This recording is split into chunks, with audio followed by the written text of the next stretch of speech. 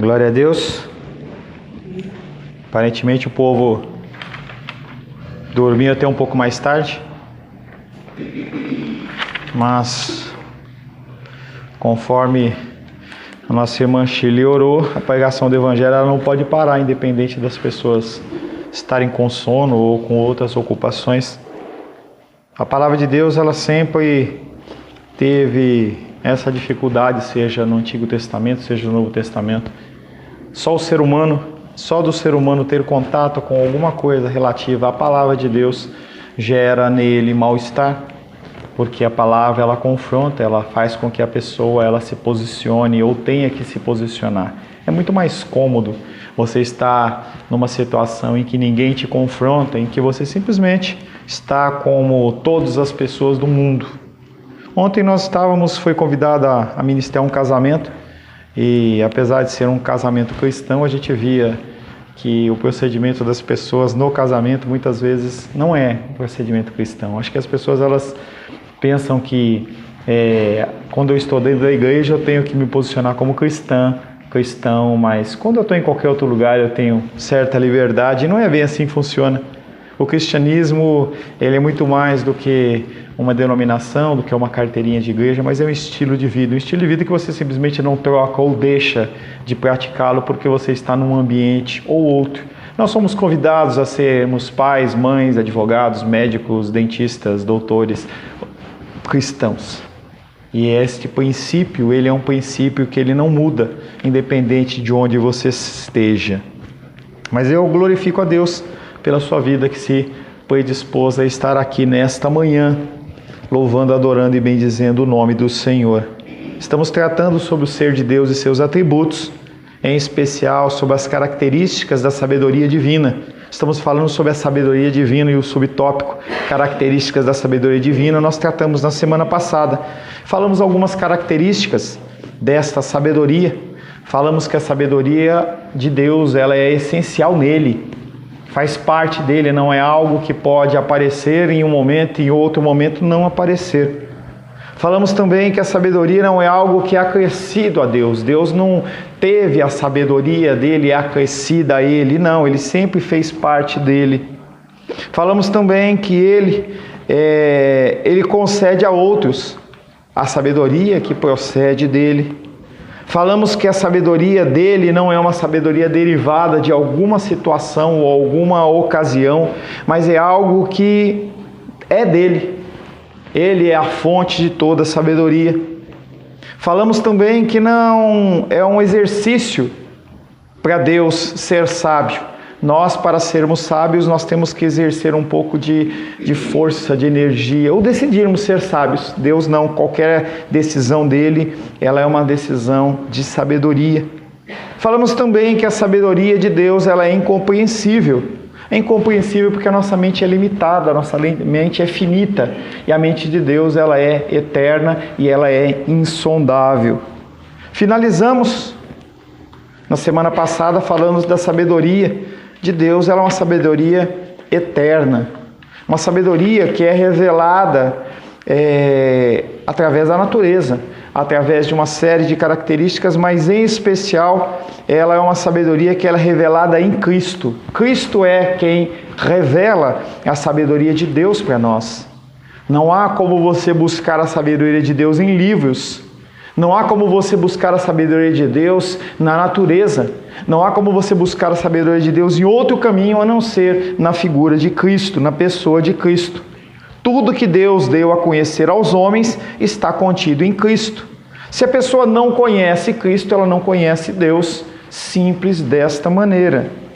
O conhecimento em Cristo nunca vem separado da sabedoria. Ele, como Deus, ele tem todas as características de Deus. Ele é Deus e por ser Deus também a sabedoria faz parte da sua pessoa. A pregação do Evangelho é a maneira pela qual a bondade de Deus é derramada sobre nós. Essa manifestação da bondade divina vem em forma de sabedoria, sabedoria que nem todos entendem. Sabedoria que nem todos compreendem o que Deus quer ou o que Deus não quer.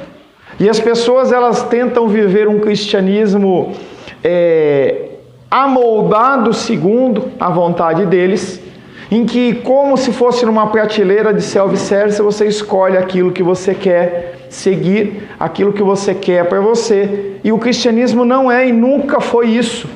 O cristianismo são normas e regras definidas claramente pelo nosso Deus, em que se você quer seguir, se você quer ser cristão, você tem que seguir. Mas eu não quero esta parte, eu não gosto do glacê do bolo, eu não gosto da cereja, eu não gosto, não. Ou você tem tudo, ou você não tem nada. E por isso que o cristianismo, para as pessoas, é algo indigesto. As outras religiões, elas têm particularidades que permitem que a pessoa possa ser uma coisa e a outra. Possa fazer uma coisa e fazer a outra, e o cristianismo não permite. Através de Cristo, Deus tirou o véu para que a igreja pudesse compreender essa sabedoria e assim segui-la. A sabedoria divina, a partir da morte, a partir da ressurreição de Jesus Cristo, ela é proclamada. Ela não é proclamada através de anjos. Ela não é proclamada através da natureza, apesar de nós podermos ver Deus na natureza. Ela não é proclamada através dos bichinhos, ela não é proclamada através do céu, ela é proclamada através da igreja. Deus escolheu assim. Deus escolheu, lá tem água, lá tem água, lá tem água. A sabedoria de Deus, ela foi proclamada inicialmente por Cristo, mas quando nós falamos na palavra de Deus, a palavra de Deus ela é o próprio Cristo. Como cristãos podem adquirir a sabedoria de Deus sem ler a palavra? Não podem. Mas eu vou no culto. Não é assim que funciona. Você tem que ler o texto para você receber a explicação. Se assim fosse, os alunos eles iam para a sala de aula sem nenhum livro. O professor simplesmente iria estar falando e os alunos iriam absorver e não se precisa de livro. Para que precisa de livro? Para que precisa de Bíblia? Se é simplesmente alguém falar da sabedoria de algum tipo de conhecimento. Não é assim que funciona. Efésios capítulo 3, abre aí por gentileza. Efésios 3, de 8 a 11.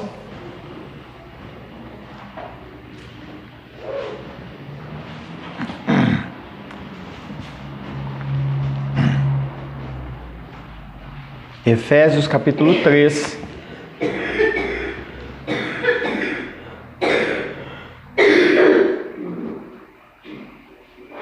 Rosângela, por gentileza. A mim, o menor de todos os santos, me foi dada esta graça, de pregar aos gentios o evangelho das insondáveis riquezas de Cristo, e manifestar qual seja a dispensação do mistério, desde os séculos, oculto em Deus que criou todas as coisas, para que, pela igreja, a multiforme sabedoria de Deus se torne conhecida agora dos principados e potestades nos lugares celestiais, segundo o eterno propósito que estabeleceu em Cristo Jesus, nosso Senhor. Amém. Mais uma vez, a mim, apóstolo Paulo, pregando para a igreja de Éfeso, o menor de todos os santos, a mim, o menor de todos os santos, me foi dada esta graça, de pregar aos gentios o evangelho das insondáveis riquezas de Cristo e manifestar qual seja a dispensação do mistério, desde os séculos oculto em Deus, que criou todas as coisas, para que pela igreja, a multiforme sabedoria de Deus se torne conhecida agora dos principados e potestades nos lugares celestiais, segundo o eterno propósito que estabeleceu em Cristo Jesus, nosso Senhor.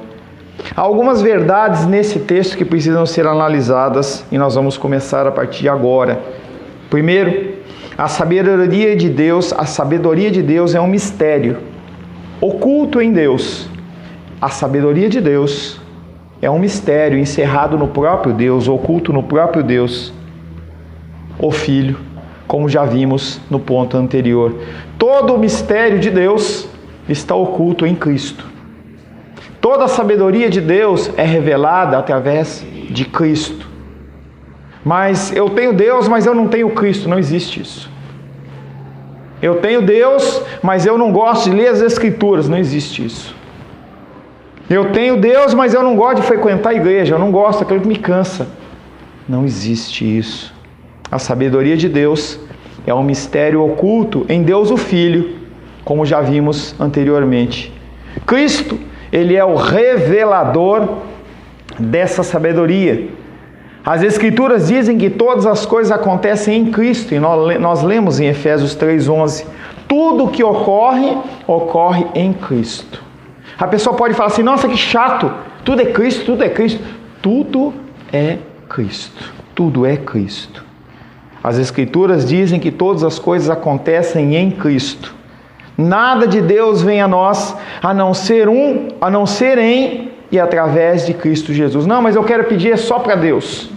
Eu vou lá e oro a Deus em nome de São José, em nome de Maria, em nome de quem quer que seja, em nome do pastor Paulo. Não resolve nada. O único caminho a Deus, a única forma de você chegar a Deus é através de Cristo. Se você quiser ir do Guará para Taguatinga, você tem que usar a EPTG. Eu não sei se tem outro caminho, mas se fecharem a EPTG, provavelmente você não chega em Taguatinga. Da mesma maneira, se você quiser chegar em Deus, você tem que passar por Cristo. Talvez você, para ir em Taguatinga, você pegue um helicóptero e você consiga um caminho alternativo, ou você compre uma moto e você vá para a terra. A diferença desse exemplo com o caminho de Cristo e Deus é que não há um caminho alternativo. Não há sacrifício, não há oração em monte, não há vestes limpas, vestes, nada. O caminho é o sangue do Cordeiro. Nada de Deus vem a nós a não ser em e através de Cristo Jesus. Todas as bênçãos de Deus a nós não podem ser concedidas sem Cristo. Não podem, Deus está amarrado e não pode fazer exatamente. Por quê? Porque Ele mesmo determinou. Todas as bênçãos de Deus passam por Cristo. Ele, Cristo, é quem revela a Deus e sua sabedoria diante de nós. Você quer buscar sabedoria? Busque a Cristo. Busque o conhecimento da palavra. Essa sabedoria é chamada de insondável riqueza de Cristo, porque não tem como você sondar o tamanho, a quantidade. Você nunca vai ser exaustivo nesse conhecimento de Cristo. Eu conheço o suficiente de Cristo. A gente vai estudar e fala assim, não, já tirei nota 5, já tirei nota 7, eu já fui aprovado. Não existe isso em relação a Cristo. Sempre que você está perante Cristo, você é devedor. Sempre está faltando. Sempre tem algo por conhecer. Não tem um momento em que você fala assim, eu estou bem. Porque o padrão não é e nunca foi o ser humano. E esse é o maior engano das pessoas que se dizem seguidoras de Deus. As pessoas acham que há uma quantidade, uma nota. Então, se você conhecer só aquilo, tá bom. O problema é que a média de comparação, a nota de corte, ela é muito alta. Quando você vai fazer um teste, você vai fazer um concurso, você vai fazer uma prova, tem uma nota. Olha, essa nota é a nota de corte. No cristianismo não há nota de corte. Porque a nota de corte, ela é tão excessivamente alta, porque são os padrões de Cristo, que não há como nós alcançarmos. Pastor, então o que fazer? Ir a Cristo. Se render a Cristo, viver por Cristo. A igreja de Deus é a proclamadora da sabedoria de Deus ao mundo. Mas pastor, você acabou de falar que a gente não conhece nada, que a gente não sabe nada. Como que nós vamos ser estes despenseiros, capacitados pelo próprio Cristo? A igreja de Deus, ela é a proclamadora da sabedoria de Deus ao mundo. Sabedoria esta que esteve oculta em Cristo. Deus privou inclusive os anjos de serem portadores desta sabedoria. Um evento ou outro, o anjo aparece trazendo alguma instrução, trazendo alguma participação. Nós vemos em Daniel, nós vemos no advento do nascimento do Messias. Mas dentro de todo o escopo da história, você encontra a ação humana. Você encontra homens e mulheres normais como eu e você. Pessoas como Abraão, pessoas como Moisés, Josué, Caleb, Jeremias, Isaías e tantos outros que não estão expressos nas Escrituras, mas que eram pessoas que proclamavam a palavra. Pessoas ocultas que apareceram em algum momento das Escrituras, mas que depois eles sumiram. Pessoas como o eunuco, que foi adorar o Senhor lá no Novo Testamento, lá em Atos, foi batizado por Estevão e some. Pessoas como o general Naamã, que depois de ter sido curado, ele leva uma porçãozinha de terra e a gente não sabe o que aconteceu, mas eu tenho certeza que aquele homem ele foi um proclamador das verdades da palavra, dentro do grau de conhecimento dele, e esse é o X da coisa. Você não precisa ser um teólogo, você não precisa ser um exímio orador, pregador da palavra para falar das coisas de Deus. Você tem que falar apenas aquilo que lhe é revelado. Apenas aquela porção que você recebeu, mesmo que aos seus olhos ela seja uma mínima, ínfima porção, é ela que você tem que proclamar. E ela que vai ser abençoada, e ela que vai alcançar vidas. Assim, pessoas mais capacitadas, sim. Se você se especializar, você vai alcançar mais vidas? Sim. Mas você não pode se deter a não falar pela sua condição de conhecimento, pela sua condição de saúde, pela sua condição financeira. Isso não é limitador. A igreja de Deus, ela é a proclamadora da sabedoria de Deus ao mundo. Sabedoria esta que esteve oculta em Cristo. Deus privou os anjos de serem portadores dessa sabedoria, mas concedeu à igreja o privilégio de ser a portadora da mensagem da sabedoria divina. Nós temos um privilégio. Eu estar perante vocês é um privilégio, não é uma obrigação. Eu estar ontem lá, ter sido convidado para fazer o casamento, é um privilégio. Não porque as pessoas vão olhar para você e falar assim, olha que palavra maravilhosa, ou você falou demais, ou sentir no coração. Não, é porque você tem o privilégio de ser o portador de Cristo. Anjos não têm esse privilégio, mas você tem. Você tem a possibilidade de trazer uma palavra de vida a alguém que está em morte. Alguém que está carente, não tem saída, porque, não se engane, o mundo, ele está desesperado. O mundo está em desespero. Não, pastor, mas eu não vejo isso. Eu vejo as mulheres, elas se organizando. Tem agora até um partido lá, Mulheres contra Bolsonaro, elas estão organizadas. Você vê um outro conjunto de grupos de pessoas tá organizado também. As pessoas, você vai no parque da cidade, as pessoas estão felizes, estão praticando esporte. Você anda lá no Guará, aí no Guará você vê as pessoas caminhando, muita saúde. Pessoas todas corroídas por dentro pela falta de Cristo, buscando formas, meios e maneiras de tampar esta dor. Não só dor física, dores emocionais, dores de rejeição e toda sorte de dores, dores de incompreensão, dores da falta de sabedoria, em que as pessoas elas leem e não conseguem entender, estão na igreja e não sabem o que estão fazendo, e você tem essa possibilidade. Ontem eu brincava com a cerimonialista, ela me deu a caneta para os noivos assinarem, eu brinquei com ela assim, falei assim, não precisa da sua caneta, porque eu tenho a minha é ungida. Aí ela ficou olhando assim. Aí ela falou assim depois, pastor, o senhor unge a minha caneta também? Para que a minha caneta ela seja ungida? Falei, querida, não tem isso. A unção é a presença do Espírito Santo dentro do seu coração. Ela olhou para mim e falou assim, é mesmo, né, pastor? Eu falei, querida. O bem material, o bem físico não consegue segurar a capacitação de Deus, a unção de Deus, somente aqueles que têm Deus no coração. Não há necessidade. O trabalho que você faz é um trabalho abençoado e abençoa vidas. Ela deu um sorriso, ela ficou contente.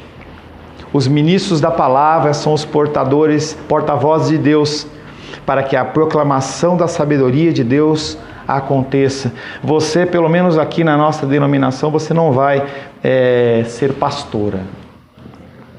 Tá? Você pode até conseguir esse título em algum lugar, não é o foco da nossa pregação, do nosso estudo, tá? Não vou falar sobre isso, mas independente de você ter o título ou não ter o título, todos nós somos ministros da palavra, porta-vozes da palavra do Senhor.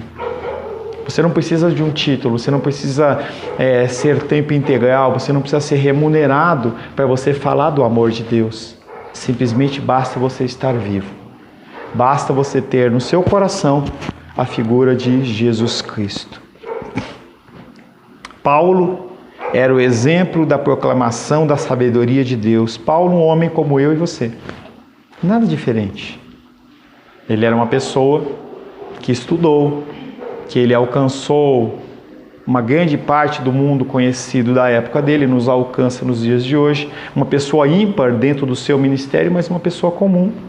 Uma pessoa que sentia fome, sentia sede, sentia frio, ficava triste quando era rejeitado. Um homem normal. E ele entendeu o que era a missão dele. Ele, como um fariseu dos fariseus, ele tinha toda a autoridade para ele viver numa boa. Não se engane. Você, na vida que você vive numa boa. Mas, pastor, você não sabe a dificuldade que eu passo. A dificuldade que eu passo em casa. Você não tem noção de como bem-aventurado e bendito você é. Porque nós estamos acostumados nesse quadro, nesse meio de comparação, a olhar para a nossa vida e comparar com as pessoas que estão à nossa volta. Mas se a gente sair um pouquinho dessas fronteiras do Guará, entrarmos em algumas regiões de Ceilândia, ou se nós sairmos do DF e começarmos a andar em algumas situações mais ermas, sairmos e irmos para um norte, em regiões interioranas do Piauí, onde não há água, onde as pessoas, para tomar um gole de água salobra, suja, elas têm que andar quilômetros, em que não abre a torneira e a água corre fluentemente, em que se você reclama que você tem uma dificuldade de ir na UPA aqui, lá nem UPA, nem pula, nem coisa nenhuma. O cara tem que ir e buscar uma ervinha lá, um capim, fazer um chazinho ali. Essas são realidades que nós não conhecemos. Se Deus assim nos permitir, quem sabe um dia nós possamos fazer uma viagem missionária. Eu estava vendo sobre um país, não era da África, não, era da Ásia, me foge o nome, e mostrava a situação, e a situação era: salvem as pessoas deste lugar, não me lembro de que era, em que a prostituição infantil começa a partir dos 8 anos de idade. Entenda que em alguns vieses, a levantamento da mulher querendo se defender, ela é pertinente, entendeu? Os homens e a sociedade estão fazendo coisas aí que são aberração. Mas imagina comparar uma situação de uma mulher hoje aqui no Brasil com uma mulher lá, que começa a se prostituir com 8 anos de idade. Você vê que os pesos e as medidas, elas são desproporcionais. Então nós somos abençoados. Nós somos abençoados. Nós temos o privilégio de rejeitarmos comida. Eu não quero isso. Eu não quero aquilo. Há pessoas que não têm como viver desta maneira. Mas aqui no Brasil também. Mas eu sei, eu falei, Piauí, eu fui subindo, fui abrindo. Saí do nosso Guará, fui abrindo para a região das cidades satélites, saí para fora do nosso Distrito Federal, entrei em Piauí e expandi as fronteiras. O que eu estou dizendo é que a nossa situação ela é uma situação privilegiada. Nós aqui, mas eu só ganho R$1.000 por mês, eu ganho 500. Você é privilegiado. Nós somos privilegiados. Paulo, ele vivia uma situação como essa e ele abriu mão disso, porque ele entendeu que ele tinha que pregar o Evangelho. Nós esquecemos que a nossa vida ela vai ser pautada numa eternidade na presença do Senhor.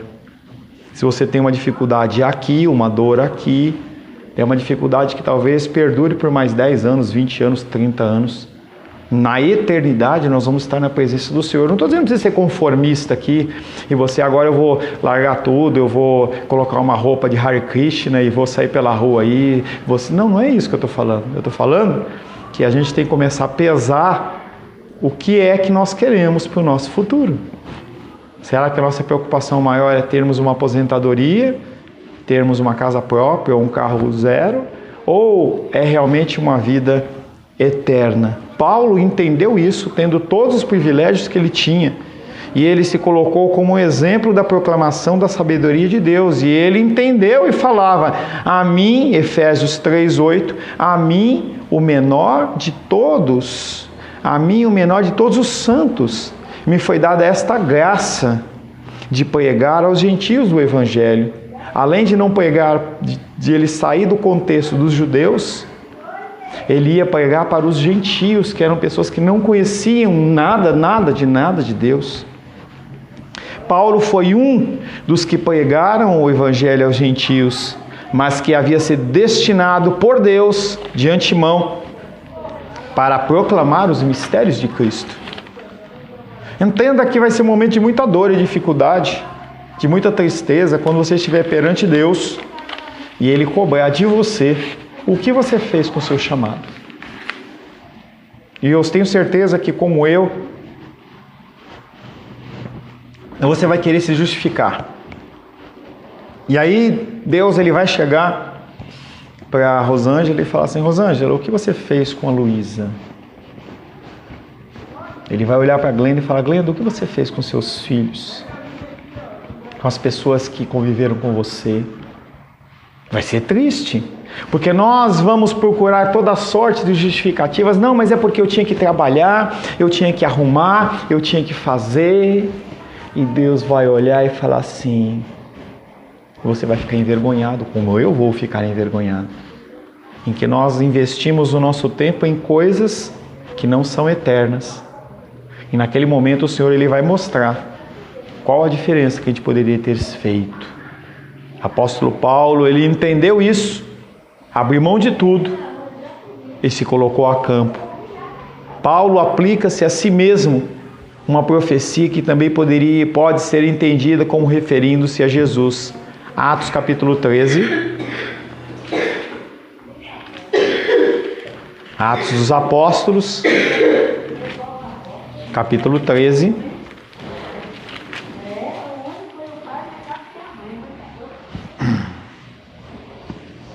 Glenda, por gentileza. Atos 13, versos 46 e 47.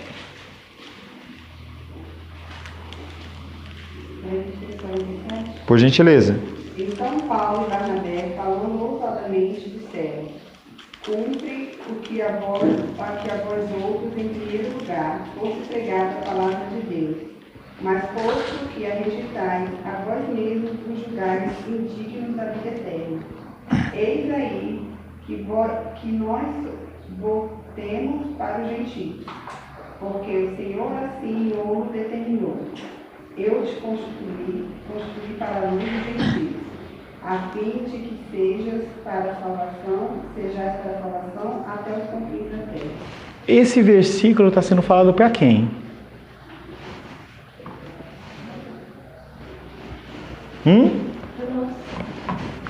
E esse versículo está falando para nós. Entenda que o contexto desse capítulo 13 é que a palavra de Deus, de forma primária, ela foi separada para os gentios, para os judeus. E aí o Senhor ele comissiona a pregação para os gentios, porque os judeus não quiseram. Então, Paulo e Barnabé, falando ousadamente, disseram: cumpria que a vós outros, em primeiro lugar, aos judeus, fosse pregada a palavra de Deus.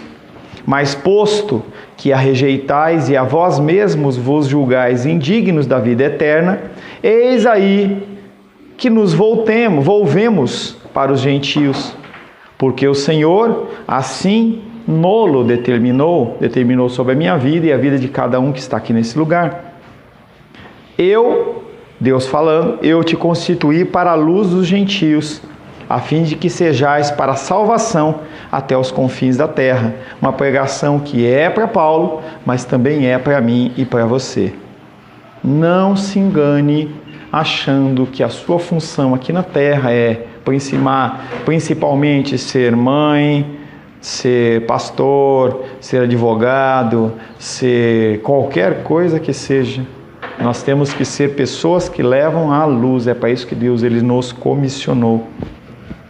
Sexto, a proclamação dessa sabedoria, ela é um produto de um decreto divino, não é algo que é colocado como uma opção. As leis, em regra, elas não são colocadas como uma opção para você. Olha, se você quiser pagar seu imposto de renda, você paga. Se você não quiser, não precisa. Não é um ponto facultativo. Não é algo que você pode fazer se você quiser. E quando se refere a algo divino, aí essa possibilidade de não cumprir, ela cai por zero. É um decreto. É um decreto para aqueles que são dele. E aí, se você não é dele, você está isento. Agora, se você é dele, a forma de você mostrar que você é dele é cumprir os seus decretos. Mesmo que você não consiga cumpri-los na totalidade. Mesmo que você não consiga cumpri-los na sua inteireza. Mas você tem que cumpri-los conforme a capacidade que o Senhor derrama sobre a sua vida. A igreja é o veículo que Deus destinou para a propagação da sua sabedoria. Por essa razão, Paulo anuncia que essa manifestação da sabedoria pela igreja é o resultado do eterno propósito que Deus estabeleceu em Cristo. Deus, assim, faz com que toda a história se cumpra em vários atos, até culminar com o ápice da história redentora apocalíptica, momento em que Deus será glorificado. O livro de Apocalipse cada vez mais chega perto, em que a realidade de um julgamento, uma realidade do fim dos tempos, ela se aproxima. Para muitos, já tem 2000 anos que Jesus Cristo veio e não aconteceu nada ainda. Quem disse que não aconteceu nada? Quem disse que não aconteceu nada? A coisa está acontecendo e está se descortinando de uma forma paulatina para que você possa se preparar e cumprir a sua parte. Mas o fim está próximo. Essa sabedoria divina será conhecida de quem? Será que é só para os humildezinhos? Só para aquelas pessoas que não têm dinheiro para ir no cinema, então por isso que tem que ir para a igreja? Essa sabedoria divina será conhecida de todas as autoridades. A multiforme sabedoria de Deus se torna conhecida agora dos principados e potestades dos lugares celestiais. Você não só prega para as pessoas aqui na terra, sejam humildes, sejam maiorais, mas nós pregamos para as potestades e para os principados, para os anjos, para os demônios, para Satanás e as suas hostes celestiais. A igreja, composta tanto de judeus como de gentios, é um espelho no qual os anjos contemplam a espantosa sabedoria de Deus, demonstrada de um modo jamais visto por eles. Os anjos que convivem com o Senhor, os demônios que conviveram com Deus, olham para as nossas vidas e ficam espantados. Através da minha vida e da sua vida, Lúcifer conhece a sabedoria de Deus. Através da minha vida e da sua vida, os anjos maiorais que não caberiam, que um balançar de uma espada acaba com toda a humanidade, ela olha para mim e para você com espanto e fala: a sabedoria de Deus manifesta através de pessoas frágeis como eles. Amém. Quiçá seja amém. Mas será que é amém através dos nossos pensamentos? Através das nossas atitudes? Através das nossas ações, de uma forma redundante? As nossas ações refletem o quê? A igreja, composta tanto de judeus como gentios, é um espelho no qual os anjos contemplam a espantosa sabedoria de Deus, demonstrada de um modo jamais visto por eles. A despeito da sua glória, os anjos são seres finitos, que ainda precisaram aprender muito a respeito de Deus, que eles sempre adoram e servem. Por essa razão, as revelações dos últimos dias, a encarnação, a cruz, a publicação do Evangelho, o derramamento do Espírito foram cheias de surpresas para os observadores celestiais. Os anjos ficaram de boca aberta com o que acontece. Quando você age como cristão, Quando eu ajo como um cristão, os anjos eles ficam espantados. Eles não conseguem entender. É como você falar com uma criança que não entende o que você está falando. Eu vi esses dias uma criança, um bebezinho, em que ela era surda, e aí conseguiram fazer o implante auditivo, e aquela criança ouviu pela primeira vez a voz da mãe dela falando com ela alguma coisa. E aí a hora que ela ouviu, aquela criança abriu o olho assim, deu aquele sorriso, reconheci, ouvi. Os anjos não têm essa capacidade, só através das nossas vidas. É curioso que Deus não deu aos anjos o privilégio de serem portadores da sabedoria, mas os fez ouvir a respeito dela. Os anjos tomam conhecimento pela igreja das muitas maneiras de Deus manifestar a sua sabedoria. A função da igreja não é somente pregar para a conversão dos pecadores, mas também anunciar às autoridades celestiais a glória de Deus manifesta em sua sabedoria multiforme. Nós, com a nossa vida, com o nosso testemunho, com as nossas palavras, nós alcançamos os anjos. A igreja é o meio que Deus usa para que Ele possa ser glorificado. Essa proclamação pela igreja aos anjos inclui o anúncio da sabedoria divina desde a criação até a consumação de todas as coisas, que é o retorno da condição primária, quando tudo foi criado. Nós caminhamos para a restauração de todas as coisas. Nós caminhamos a ter uma mente como a de Adão, mas sem pecado. Uma mente que hoje é utilizada 2%, em que a nossa mente vai ser a mente como a de Deus, nunca a de Deus. E você tem que começar a reparar nessa palavrinha como, para você não achar que é igual. Nós vamos ter a mente como a de Deus. Quando o Pentecoste, o Espírito Santo desceu, as línguas eram como de fogo. A pomba era como uma pomba, tudo é simbólico. Mas naquele momento nós vamos ter a mente como a de Deus, nós vamos entender por que as coisas aconteceram. Aqui esses questionamentos que nós temos, por que isso, por que aquilo outro, vão ser coisas que vão ser facilmente sanadas. Porque a nossa mente vai ser como a mente de Deus. Deus é louvado pelos anjos, quando esses conhecem o que Deus faz por meio da igreja. Curiosamente, os anjos, a despeito de serem santos, não conheciam a sabedoria graciosa de Deus, pois eles nunca foram objetos da graça perdoadora de Deus, porque não tinham pecado. Exceto aqueles anjos que caíram, e não adianta você querer me perguntar por que uns anjos foram e outros não foram. A resposta é a vontade soberana de Deus. Por que Deus permitiu que 1/3 caísse?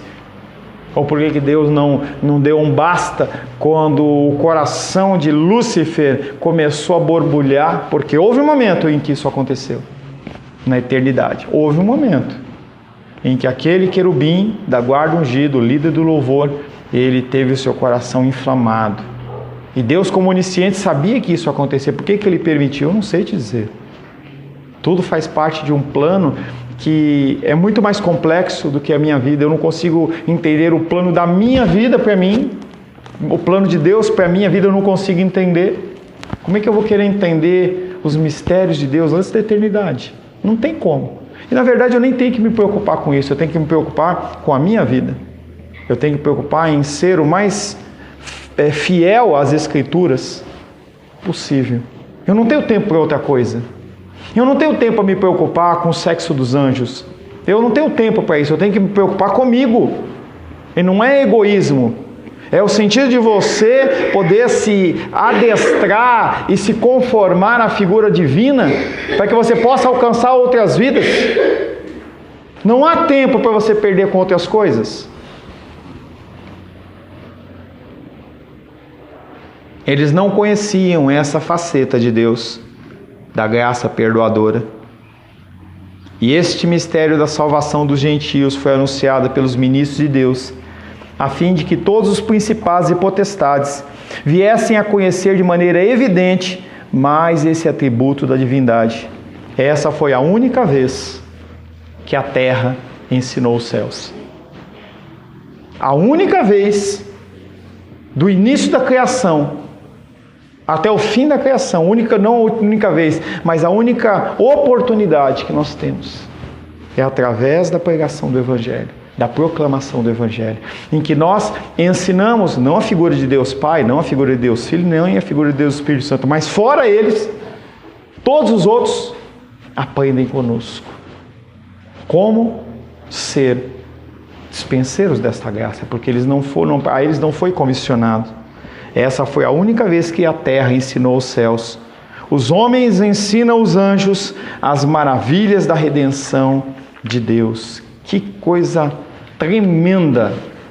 Que coisa tremenda você ser uma pessoa que tem mais privilégio do que aquele que está na presença do próprio Altíssimo, falando: santo, santo, santo é o Senhor dos Exércitos. Toda a terra está cheia da sua glória. Comparado ao que eles são, comparado eles conosco, eles nada são. Cristo não morreu por eles. Pelo contrário, ele, como criaturas finitas, eles podem ser descartados a qualquer hora. Nós não. Isso não é motivo para você se ensoberbecer. Isso é motivo para você se envergonhar com o que você tem feito com o seu tempo e com a sua vida. Com o que você tem se preocupado. Com o que eu tenho me preocupado. Eu me envergonho perante Deus de ter este privilégio, essa patente dentro dos órgãos celestiais, e mesmo assim eu ficar preso com migalhas, ficar preocupado com migalhas. Senhor Deus, nós louvamos o Teu santo nome.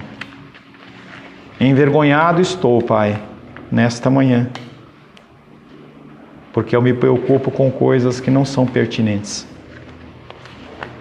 Eu tenho me preocupado com coisas, Pai, que são nada. Talvez os anjos riam de mim, porque eu tenho toda essa autoridade que vem provida do Senhor, através do Teu sacrifício, em que a Tua palavra nos dá ordenanças, nos dá privilégios. Teu livro em Efésios diz que o Senhor nos concedeu nas regiões celestiais toda sorte de bênçãos, e mesmo assim nós nos preocupamos com o temporal. Como se o Senhor, que entregou o Seu Filho amado para morrer por nós na cruz do Calvário, não fosse dispensar sobre nós o necessário para a nossa vida terrena aqui na terra, Pai. Nos perdoa, Pai, e cada vez mais nos convence, Senhor, a que nós possamos sermos como filhos do Senhor verdadeiros, que creem em Teu santo nome. Em nome de Jesus. Amém.